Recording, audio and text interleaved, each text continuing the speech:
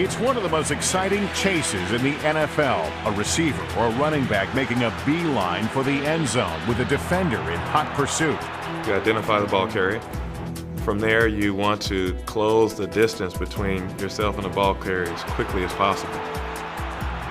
They have to choose what direction and speed to run so that they get to the same place at the same time as the runner and can make the tackle. This path is also a perfect illustration of a fundamental equation in geometry called the Pythagorean theorem, discovered by the Greek mathematician Pythagoras more than 1,700 years ago.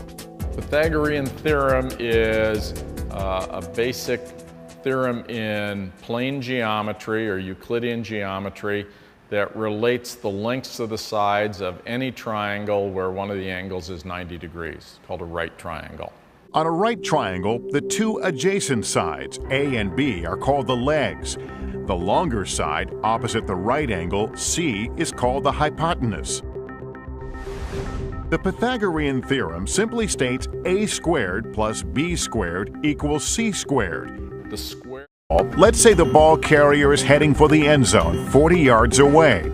The defender stands 30 yards away and needs to intercept him. If these two distances are the legs of a right triangle, then the distance the defender needs to run is the hypotenuse.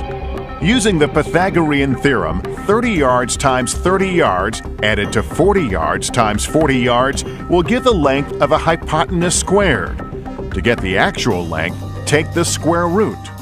40 squared, 50 yards. You got to be precise in what you're doing, and you have to take the right angle, especially in coverage.